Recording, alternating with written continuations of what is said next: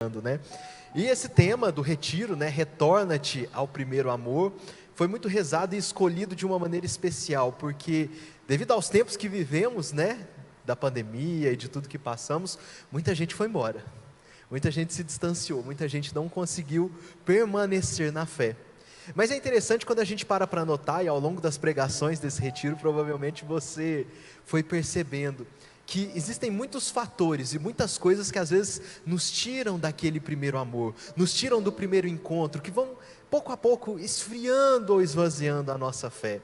E um dos principais motivos que afastam as pessoas da igreja é o sofrimento, é a dor, é a luta.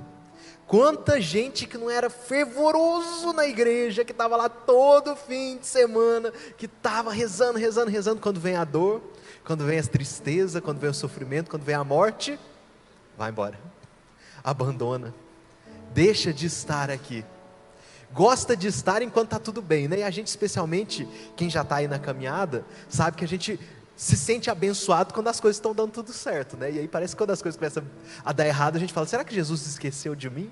Será que Jesus me abandonou? Por que será que Ele está permitindo isso em minha vida? E essa é uma pergunta que todos nós que temos uma caminhada de igreja, hora ou outra, vamos fazer. Por que, Jesus? Por que comigo? Por que eu? Mas eu estava lá na igreja, eu sou seu amigo, eu rezo, eu estou presente, eu vou à missa, eu participo, não é possível que foi comigo. E aí, para falar um pouco sobre esse retorno do amor, escolhemos Lázaro. Ninguém melhor para falar sobre alguém que passou pelo sofrimento do que Lázaro. Não sei se vocês sabem desse detalhe, Lázaro, ele era o melhor amigo de Jesus. Isso está nas Sagradas Escrituras. Ele era o melhor amigo de Jesus, ele era próximo a Jesus. Ele era extremamente amado por Jesus. E vocês já sabem a história, né? Lázaro, o que aconteceu com ele? Morreu. E a gente vai pegar a passagem para analisar detalhe a detalhe do que a passagem de Lázaro fala ao nosso coração, para a gente poder entender o que Jesus tem a nos dizer através de Lázaro. Lázaro, como eu disse para vocês, é este homem que era amigo próximo de Jesus. Um homem que estava ao lado de Jesus, e do qual Jesus, em Betânia, era o lugar que ele tinha para se esconder. Quando a agitação estava grande demais, Jesus ia para Betânia, que era onde Lázaro, Marta e Maria moravam. Então ele ficava na casa deles para fugir da agitação. Então assim, o retiro de carnaval de Jesus era na casa de Lázaro, de Maria e de Marta, em Betânia, que ele se recolhia para poder sair um pouco da multidão. E essa amizade que eles tinham era profunda, era verdadeira. Tanto que na passagem você lê, Lázaro, quando Lázaro morre, Jesus chora. Jesus sofre a perda do seu grande amigo. Engraçado ele chorar por algo que ele já sabia que ele ia fazer, né? Por algo que ele já sabia que ia acontecer. Mas antes de falar exatamente da passagem, eu preciso colocar uma coisa para vocês. Ressurreição é deixar o que nos mata para trás.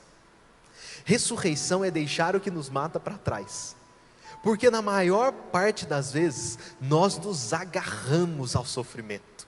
E você pode olhar e falar, não, Tássio, ninguém gosta de se agarrar ao sofrimento. Será? Será que você muitas vezes não já se agarrou e se prendeu ao seu sofrimento como uma desculpa para não seguir adiante?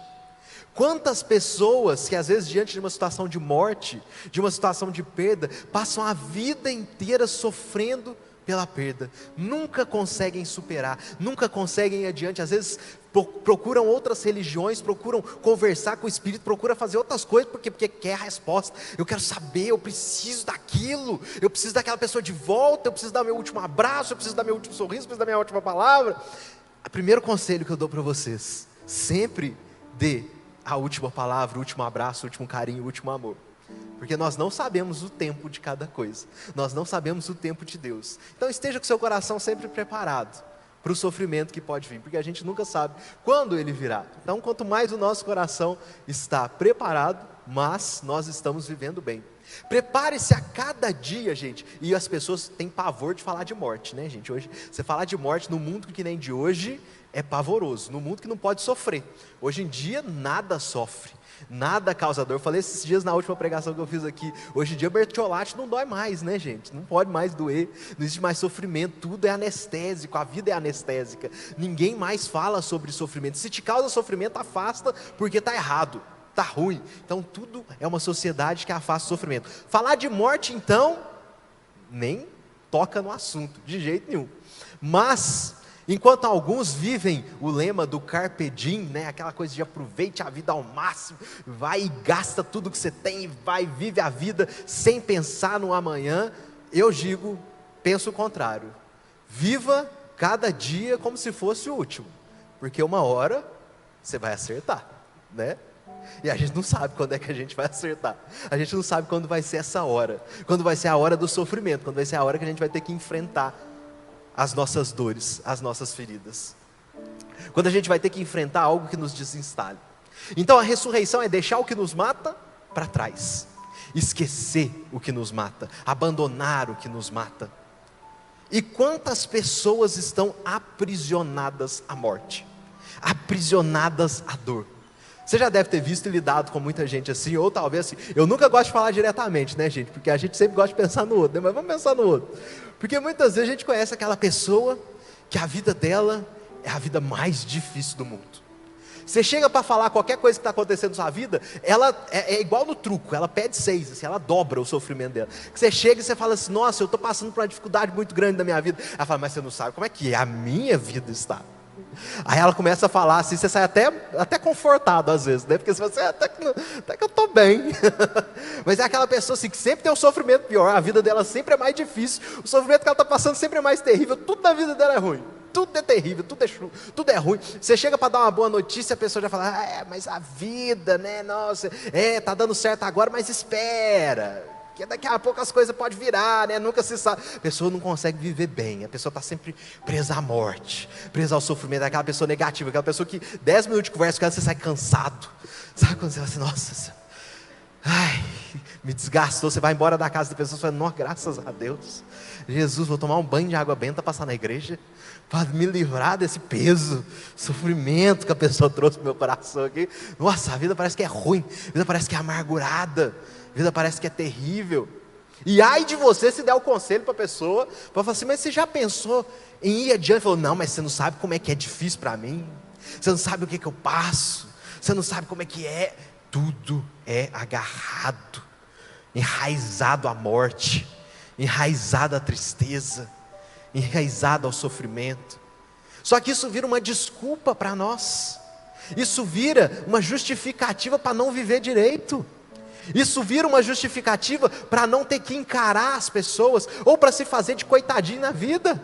Gente, a gente gosta de ser coitadinho na vida sim, e se a gente tiver a oportunidade de ser coitadinho, a gente vai ser coitadinho o tempo inteiro na nossa vida.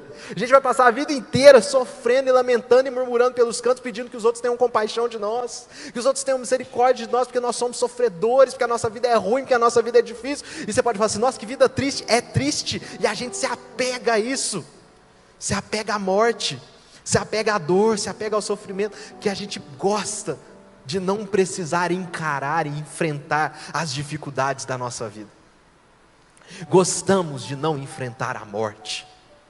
E aí nós temos a situação de Lázaro. Lázaro, né? Ele era, como eu disse para vocês, o melhor amigo de Jesus. Nós vamos ler a passagem de Lázaro. Nós vamos passar detalhe por detalhe do que está falando aqui, para a gente entender como sairmos da situação de morte na nossa vida.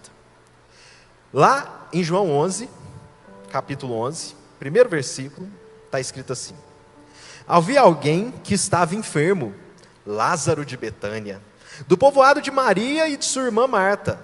Maria é quem ungiu o Senhor com bálsamo e enxugou os pés com os cabelos, e seu irmão Lázaro é que estava enfermo. As irmãs mandaram avisar Jesus: Senhor, aquele a quem amas está enfermo. Primeira coisa que eu preciso dizer para vocês, que vocês precisam prestar atenção nessa passagem. Elas mandaram avisar Jesus que Lázaro estava enfermo.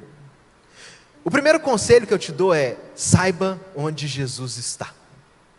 Marta e Maria sabiam onde Jesus estava, por isso mandaram buscá-lo.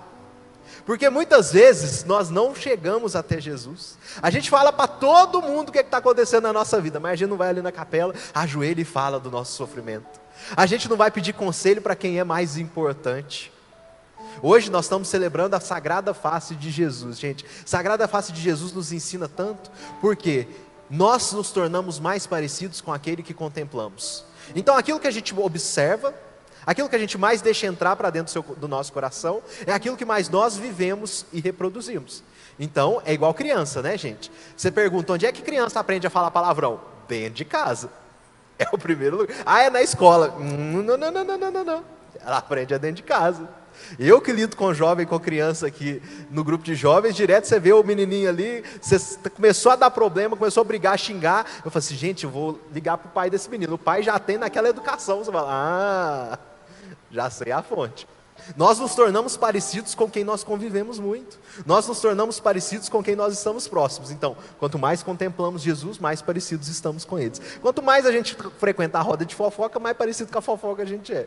Quanto mais a gente desabafa com gente que não tem nada para oferecer, mais sem o que oferecer nós nos tornamos. Então nós temos que saber onde Jesus está, ir até Jesus, saber colocar as nossas dores diante dele, saber encontrá-lo, saber depositar a nossa vida e a nossa alma diante de Jesus, antes de sair por aí pedindo conselho.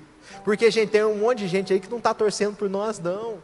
O povo está querendo é que a nossa vida dê errado mesmo, que as coisas dêem errado. Essas pessoas negativas que eu falei para vocês. Não sei de vocês, mas toda família tem aquela pessoa que é a pessoa da ligação da morte. O que é a ligação? É a pessoa da família que liga para contar que os outros morreu. Era assim. Tinha uma parente minha que quando o telefone tocava, era o número delas para falar, alguém morreu. Que ela só ligava para isso. Ela era a portadora da má notícia, ela adorava dar notícia ruim. Ela falava, mas morreu novo, né, gente? Triste, nossa. Era o único motivo que ela ligava para casa. E era sempre ligação da madrugada, né, gente? Quem é mais antigo sabe, né? Telefone fixo, tocava na madrugada, você já acordava assim. Pronto. Oi, quem é? Fulano. Nossa, aí você já... O coração até parava assim na hora que você ficava com medo de saber. Quase que leva dois juntos, ou seja, tanto susto você leva. Mas a portadora da notícia ruim, muita gente só quer coisa ruim. Muita gente só quer dar notícia ruim e a gente está procurando essas pessoas. A gente está desabafando com quem não deve, a gente está pedindo conselho para quem não tem nada para falar. Em vez de contemplar a face de quem de fato tem a nos ensinar. Gente, eu te falo uma coisa, 10 minutos que você passar ali diante daquela capela em silêncio, vale mais do que uma semana de conversas por aí no telefone com pessoas. 10 minutos que você senta ali, você... Pronto, agora eu sigo em frente e sei aonde está. Sei para onde ir. Então, o primeiro conselho, saiba onde Jesus está. Saiba onde procurar Jesus. Senhor, aquele a quem amas está enfermo. Ao ouvir isso, Jesus observou, esta enfermidade não é para a morte, mas para a glória de Deus, a fim de que o Filho de Deus seja glorificado por ela. Gente, o sofrimento ele tem dois lados na nossa vida. Já dizia o poeta, né? A dor é inevitável, mas o sofrimento ele é opcional. A dor nós vamos enfrentar na vida. Vai vir, gente, não adianta.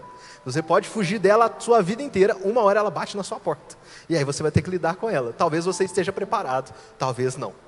A gente só tem que aprender a lidar com as coisas que chegam até nós. Nós só temos que saber o que fazer com o tempo que nos é colocado. Então, uma hora o sofrimento vai bater na nossa porta, uma hora a dor vai bater na nossa porta, uma hora a morte vai bater na nossa porta. Isso é inevitável. Agora, a forma como você trabalha com isso, a forma como você direciona a sua dor e para onde você guia o seu sofrimento, é o que vai dizer o quão a sua vida se transformará em céu ou em inferno.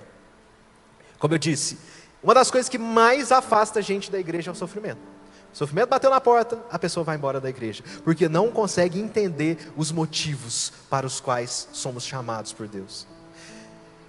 O real sentido da nossa existência é ir para o céu. É o que Jesus nos chama, ir para o céu. É o que Ele deseja do nosso coração. Do que adianta a gente viver aqui 50, 60, 70, 100 anos nessa terra, se no fim da nossa vida não alcançarmos o céu? Perdemos. Fomos desqualificados na corrida. Não chegamos aonde deveríamos ter chegado. Então o objetivo da nossa vida precisa ser o céu. E o sofrimento, gente, é permitido por Deus, porque muitas vezes é o que nos move a alcançar a santidade. Você pode ver que tem aquelas pessoas sábias na vida, que você olha para a cara da pessoa e fala, essa pessoa passou, só Deus sabe o que na vida. E você olha aquela pessoa, parece que ela tem uma coisa especial, que ela chega, a conversa, o conselho, a forma como ela fala, você fala, gente, essa pessoa foi moldada, essa pessoa aprendeu, essa pessoa foi transformada. Não sei se vocês já viram como se faz uma espada. Para a espada se tornar afiada, se tornar uma lâmina que de fato tem o seu objetivo de cortar, afiada e feita, ela passa pela forja, né? O que é a forja? Você pega o metal, esquenta até ele derreter. E depois que ele derrete, você coloca ele na forma, e aí você acha que acabou, não. Aí bate. Aí pega o martelo e bate, vira do outro lado, bate. É assim que a espada é forjada no fogo. E nós somos forjados no fogo.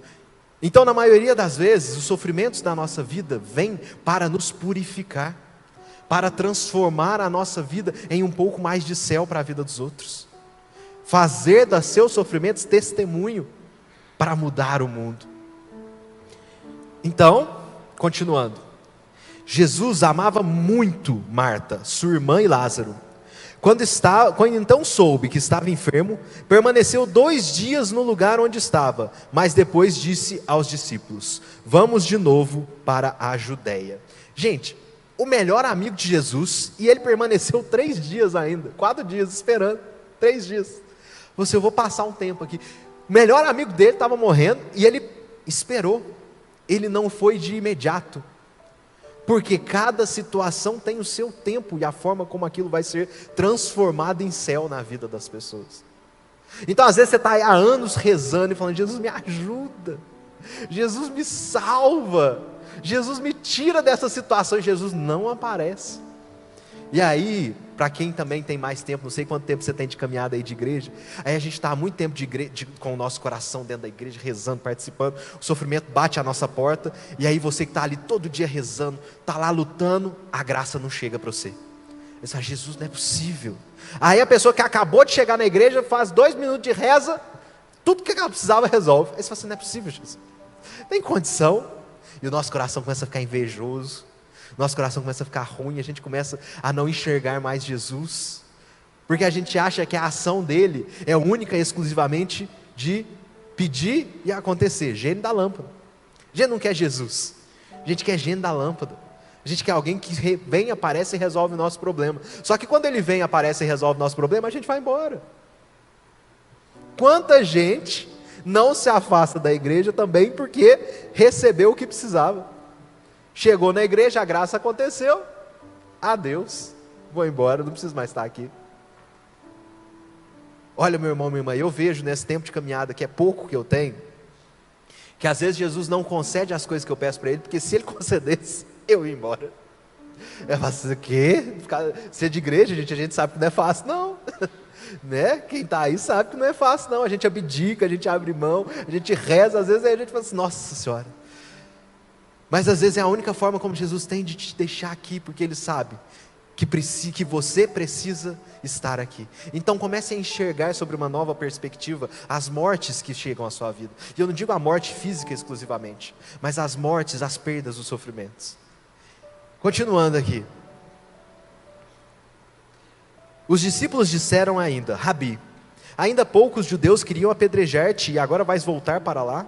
Jesus respondeu, o dia não tem 12 horas? Se alguém caminha no dia, não tropeça, porque vê a luz deste mundo. Mas se caminha de noite, tropeça, porque lhe falta luz.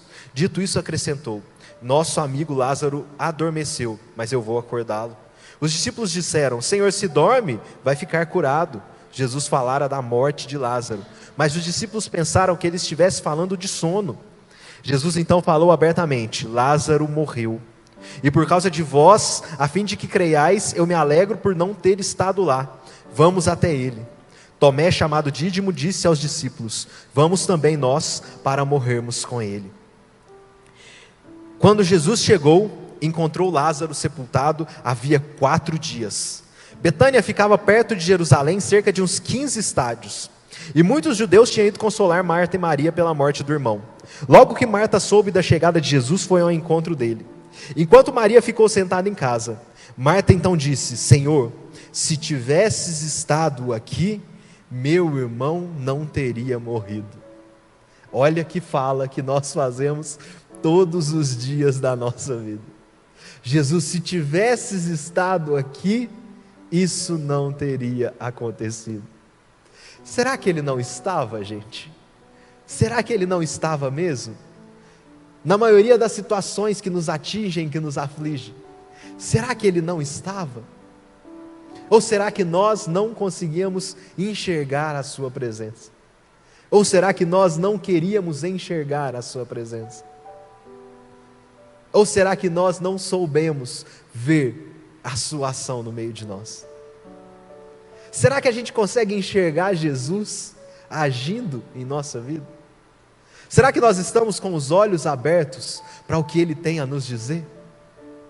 E aí continua. Mesmo assim, eu sei que quando pedirdes a Deus, Ele te concederá. Jesus respondeu: teu irmão vai ressuscitar. Marta disse: eu sei que ele vai ressuscitar na ressurreição do último dia. Então Jesus declarou: eu sou a ressurreição e a vida. Quem crê em mim, ainda que tenha morrido, viverá. E todo aquele que vive e crê em mim, jamais morrerá. Crês isto? Ela respondeu: sim, Senhor. Eu creio firmemente que és o Filho de Deus, aquele que vem ao mundo. Tendo dito isso, foi chamar Maria, sua irmã, e lhe disse baixinho: o mestre está aí e te chama. Ouvindo isso, Maria levantou-se depressa e foi ao encontro de Jesus. Jesus ainda estava fora do povoado, no mesmo lugar onde Marta a encontraram. Os judeus que estavam com Maria na casa e a consolavam, vendo-a levantar-se depressa e sair, seguiram-na, pensando que fosse ao túmulo para chorar. Maria foi então ao lugar onde estava Jesus. Quando viu, caiu aos seus pés e disse-lhe: Senhor, se tivesses estado aqui, meu irmão não teria morrido. Quando Jesus a viu chorar, bem como as que estavam com ela, comoveu-se profundamente no espírito e ficou conturbado. Em algumas traduções, aqui fala que Jesus chorou.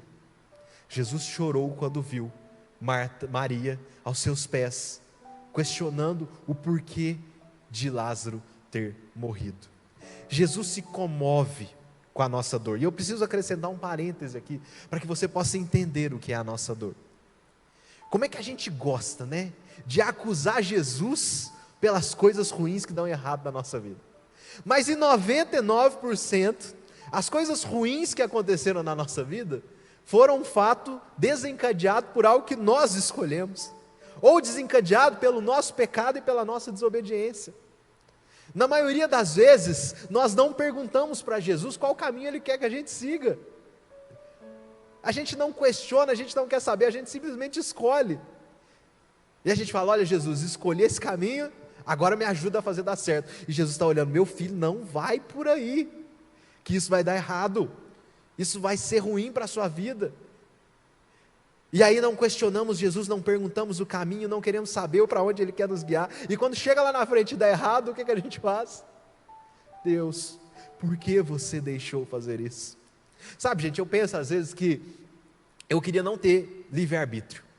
Uma das principais coisas que nós temos, né, o que nos define como católicos, o que nos define como filhos de Deus, é o livre-arbítrio. Mas às vezes eu falo para Jesus: Jesus, não me deixa escolher, não. Porque se tiver 99 portas certas e uma errada, eu tenho a tendência a escolher errada. Sempre vou no caminho que não devia fazer. Aí eu falo: nossa Jesus, para que eu fui fazer isso? Por que você não me falou antes? Por que você não foi e disse qual que era o caminho que eu tinha que seguir, Jesus? Seria muito mais fácil, eu já teria resolvido minha vida. Em vez de ficar escolhendo e errando e sofrendo e passando por dificuldade, é só você chegar e falar e que eu obedeço. Não seria muito mais prático, né, gente? Quem de nós que não ia obedecer, né? Imagina se Jesus, igual apareceu para os santos aí, ele aparecesse para você na noite e falasse assim: aqui o seguinte, faz isso agora, que as coisas vão dar certo. Você fala: não, obrigado, resolveu o problema, estava feito. A vida ia ser muito mais fácil, não ia? Ia ser muito mais prática. Só que existe um grande ponto, que é: isso não nos geraria fé. O que Jesus nos convida é a fé, e a fé é um passo de confiança. É um passo de entrega naquilo que nós não conhecemos e não sabemos de fato. É um desejo de ir até Jesus pela fé. E muitas vezes precisamos ir até Jesus pela fé.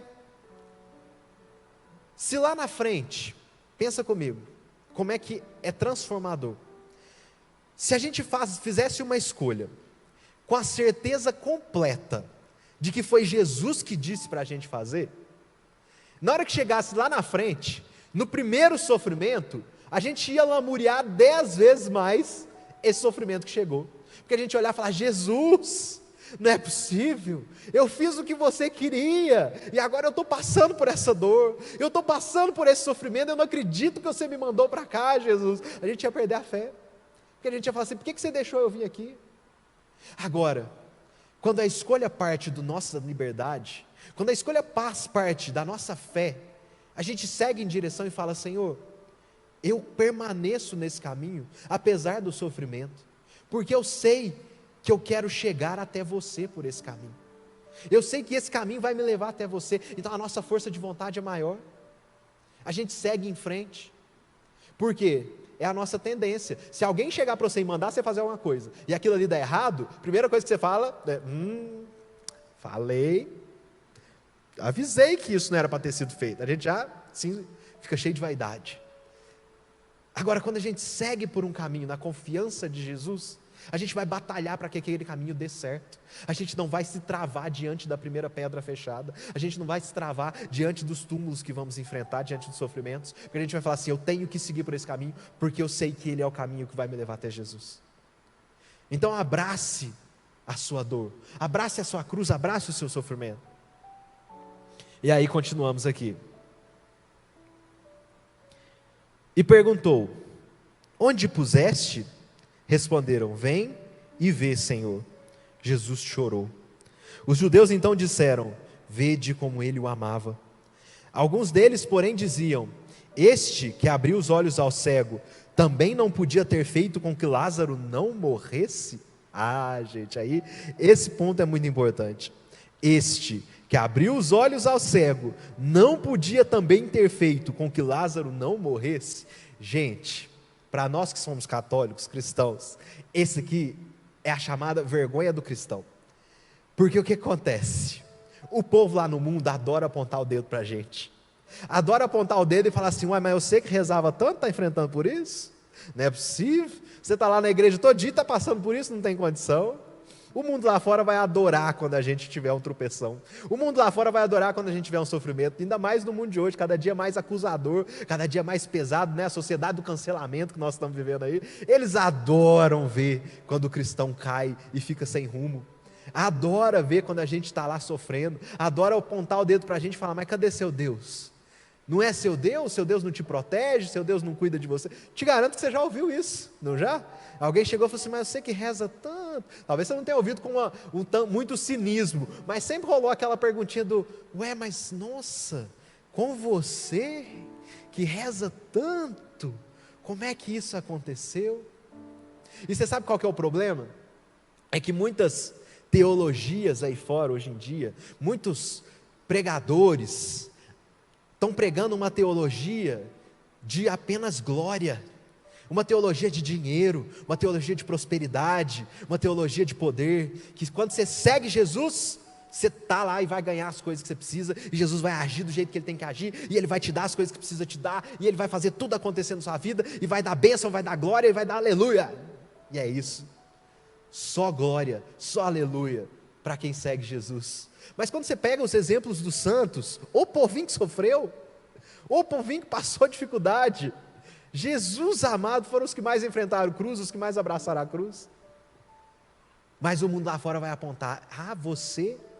E muitas vezes nós negamos a nossa fé, nós negamos o nosso sofrimento, porque a gente não quer parecer fraco, a gente não quer parecer fraco.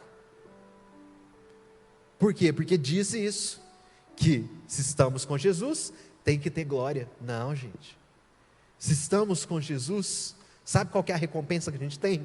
Jesus. Essa é a bênção, essa é a glória, é estar com Ele.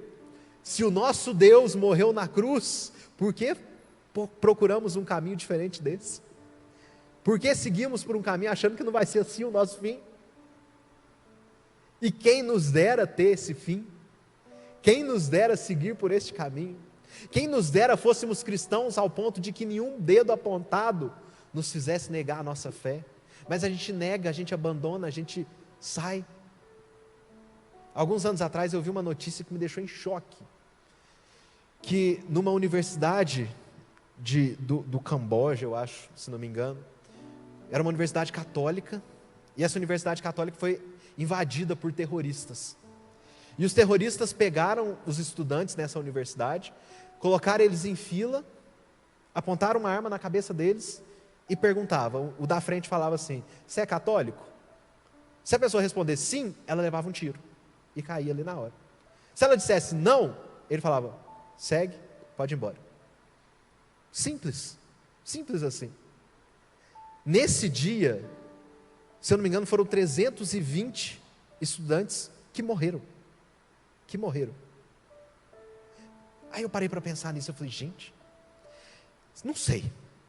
Eu, com a minha fé fraca, eu pensei assim, falei: gente, Jesus ia ficar bravo comigo? Sabe, eu estava com uma arma na cabeça, eu não ia, negar a minha fé, eu não ia deixar de acreditar, eu só ia falar não para sobreviver, tipo, não, Jesus, não, eu não creio, mas eu ia sair para lá e ia confessar com o padre, falar: eu creio sim, eu estou aqui, eu acredito em Jesus sim, pode ter certeza, só falei que não, porque eu não queria morrer ali na hora, mas 320 falaram que sim. Imagina a pessoa do seu lado, leva um tiro porque falou sim, e você olha para o lado e fala: sim, eu creio. Que fé é essa? Que coragem é essa? Que eu não tenho. Que certeza é essa de uma ressurreição, de um amor, de um Cristo, a ponto de estar ali, dependendo da sua vida exclusivamente de um sim ou de um não, e você diz sim? Que aquilo me chocou, porque eu vi que a minha fé era fraca demais, era pequena demais. Por que eles disseram sim? Jesus não ia ficar bravo, eu tenho certeza que não, mas por que sim? Por que sim? E aí aquilo ficou martelando meu coração, martelando a minha cabeça, e eu parava para pensar, eu falava: gente, nós como cristãos temos que chegar a um ponto da nossa vida, nós temos que chegar a um ponto da nossa fé, em que não existe nada mais importante para nós do que Jesus, nada na nossa vida. Chegar a um ponto em que, se tiver uma pessoa tentando me matar, e falar assim, sim ou não, faça sim, com certeza, porque eu não vou falar não, porque a coisa mais importante da minha vida é a minha fé. Eu prefiro perder a minha vida do que negar a minha fé. E quem dera um dia chegássemos nisso, e se um dia chegássemos nisso, gente, o mundo seria outro, completamente transformado. O mundo entenderia quem é Jesus, o mundo entenderia quem é o Cristo, o mundo entenderia a verdade de Cristo. Hoje é o mundo da pós-verdade, tudo é verdade, tudo pode, não existe uma verdade só.